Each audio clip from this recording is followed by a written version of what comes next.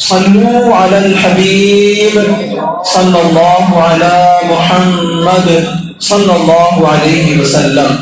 پیارے پیارے اور محترم اسلامی بھائیوں، آج معاشرے میں کئی ایک برائیاں جنم لے چکی ہیں، بے شمار برائیاں ہیں، کس کس کا نام لیا جائے۔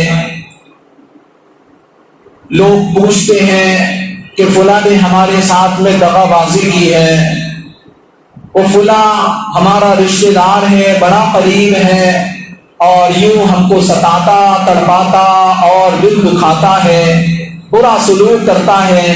اب حضرت آپ ذرا یہ بتا دیں کہ ہم اس کے ساتھ کیسا سلوک کریں؟ کیا جیسا وہ کرتا ہے ویسا ہی ہم بھی کریں؟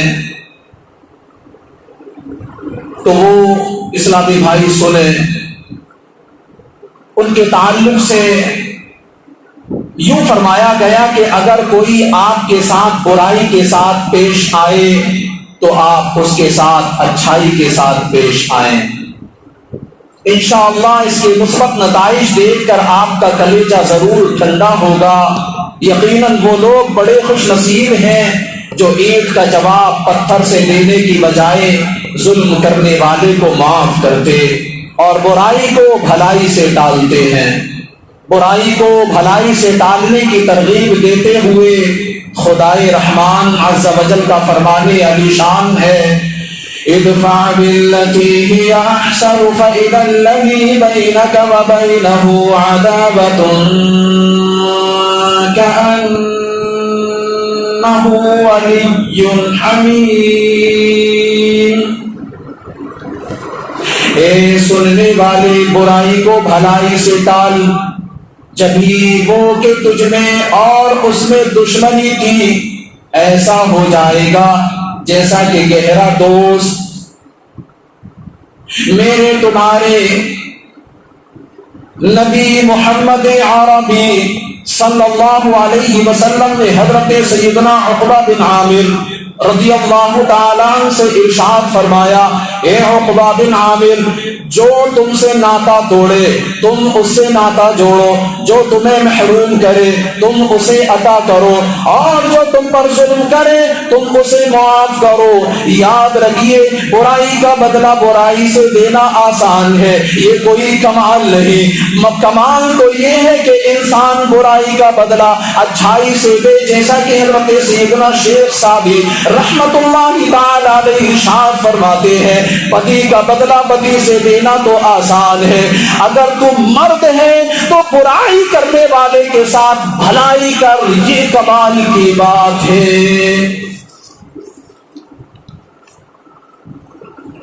اے میرے پیارے اور محترم اسلامی بھائیوں، نجاست کو نجاست سے نہیں بلکہ پانی سے پاک کیا جاتا ہے، لہذا آپ کے ساتھ کوئی کیسا ہی برا سلوک کرے، آپ اس سے اچھائی کا سلوک کیجئے اور اپنا یوں ذہن بنائیے کہ ہم اس دنیا میں جدائی ڈالنے کے لیے نہیں بلکہ ملانے کے لیے آئے ہیں۔ جیسا کہ مولانا روم رحمت اللہ تعالی علیہ فرماتے ہیں، اے انسان، تو ملانے کے لیے آیا ہے، جدائی ڈالنے کے لیے نہیں آیا۔ ہمیں مسلمانوں میں جدائی ڈالنے سے بچتے ہوئے انہیں ملانے کی کوشش کرنی چاہیے۔ وہ اسلامی بھائی جو پہلے مدنی ماحول سے وابستہ تھے، اب مدنی ماحول سے دور ہو گئے، یا پہلے مدنی کاموں میں فعال تھے لیکن اب روٹ کر گھروں میں بیٹھ گئے، ایسے اسلامی بھائیوں کو تلاش کر کے ان کے پاس خود جا کر ہاتھ باندھ کر منت سماجت کر کے حکمت عملی کے ساتھ انہیں دوبارہ مدنی ماحول سے وابستہ کیجئے۔ انفرادی کوشش کے ذریعے ان کو پھر سے سنتوں کی خدمتوں میں مصروف کر دیجئے۔ ایسا اگر آپ نے کر لیا اس کام میں، آج آپ اگر کامیاب ہو گئے تو آپ یقین جانیں دنیا میں بھی اس کا فائدہ دیکھیں گے، آخرت میں بھی انشاءاللہ اس کا فائدہ دیکھیں گے۔ بزرگ فرماتے ہیں، ہے فلاح و کامرانی نرمی و آسانی میں، ہے فلاح و کامرانی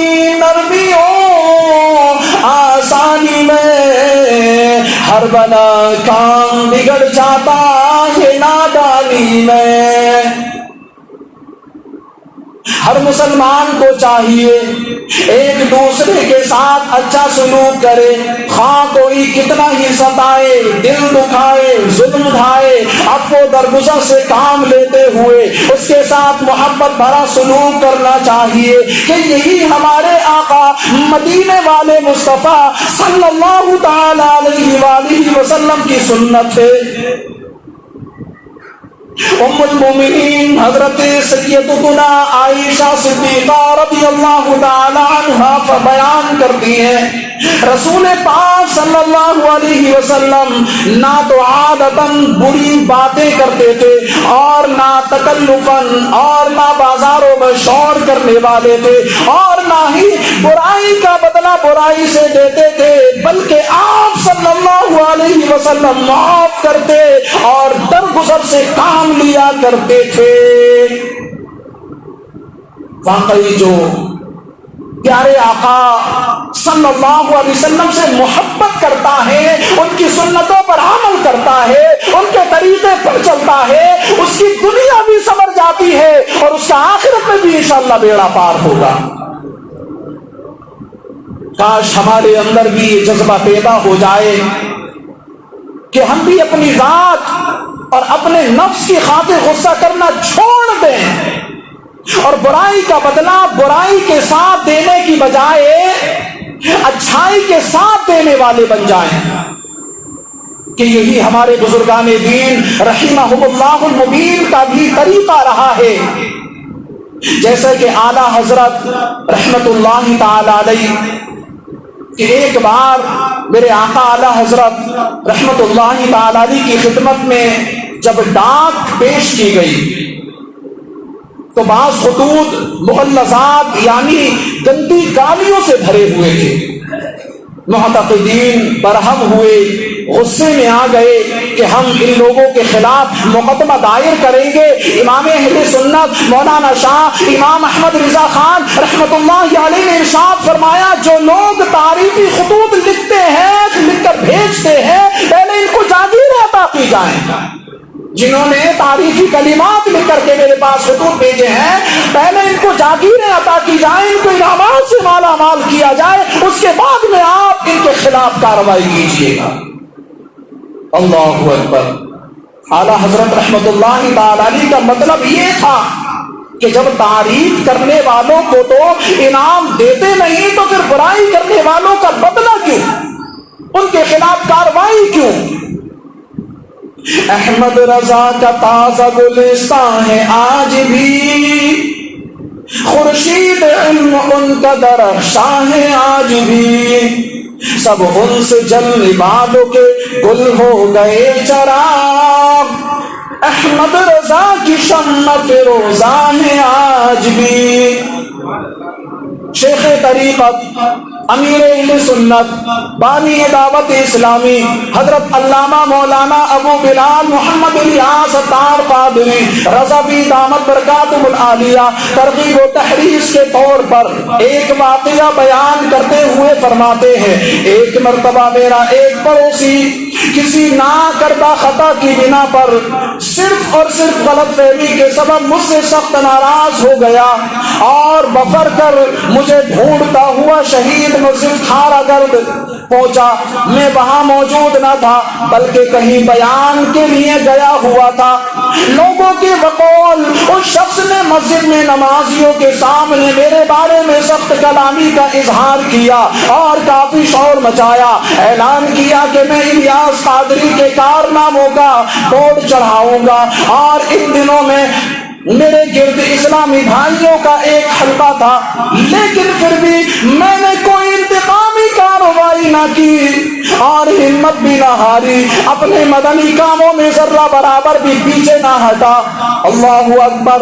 خدا کا کرنا ایسا ہوا کہ چند روز کے بعد جب میں اپنے گھر کی طرف آ رہا تھا تو وہی شخص چند لوگوں کی ہمراہ محلے میں کھڑا تھا. میں نے ہمت کی اور اس کی طرف آگے بڑھ کر ہاتھ بڑھائے، اسے سلام کیا. اس نے باقاعدہ منہ پھیر لیا اور اس نے اپنی اس نے اپنی ناراضگی کا اظہار کیا، میں نے مزید آگے بڑھ کر اسے گلے لگا لیا، تو اس کا نام لے کر جب میں نے محبت بھرے لہجے میں کہا بہت ناراض ہو گئے ہو، میرے یہ کہتے ہوئے اس کا غصہ ختم ہو گیا اور بے ساختہ اس کی زبان سے نکلا، نہ بھائی نہ، میں کوئی ناراض نہیں، کوئی ناراضگی نہیں الیاس بھائی، کوئی ناراضگی نہیں۔ اور پھر میرا ہاتھ پکڑ کہنے لگا چلو چلتے ہیں، آپ کو میرے ساتھ ٹھنڈی بوتل پینی ہوگی۔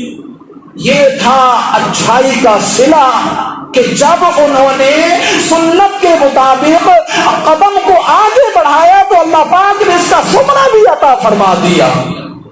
ہم بھی اگر سنت کو پیش نظر رکھے، سرکار صلی اللہ علیہ وسلم کی اصل غلامی کا پٹا اپنے گلے میں ڈال کر کے اگر نکلیں گے تو انشاءاللہ قدم قدم پر ہمیں کامیابی ملے گی، ضرور ملے گی کامیابی۔ تو پیارے محترم اسلامی بھائیوں، آج کا دور نفسا نفسی کا دور ہے۔ کوئی اگر چھینٹ مارے تو بندہ اینٹ اٹھانے کے چکر میں رہتا ہے۔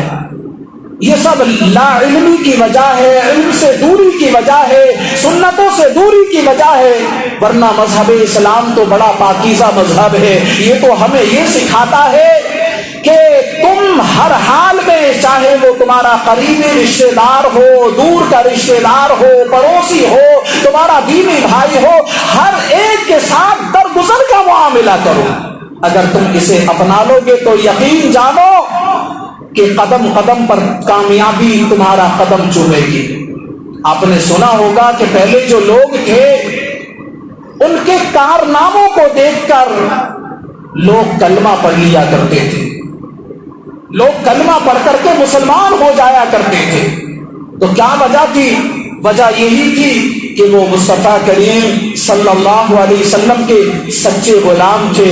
ضرورت ہے اس بات کی کہ ہم بھی سچے غلام بن جائیں، سنتوں کے متوالے بن جائیں، پیارے آقا صلی اللہ علیہ وسلم سے سچی محبت کرنے والے بن جائیں۔ انشاءاللہ اس کی برکت سے ہمارا معاشرہ بھی خوشبو دینے والا بنے گا، ہمارے معاشرے سے بھی نیکیوں کی خوشبو آئے گی، قرآن مجید کی تلاوت کی خوشبو آئے گی، نماز پڑھنے کی خوشبو آئے گی، درود و سلام پڑھنے کی خوشبو آئے گی۔ لیکن یہ آئے گی جبھی کہ جب ہم اپنا قدم آگے بڑھائیں گے نیکی کے لیے، کہ ہم نیکی کی دعوت دینے والے بنیں۔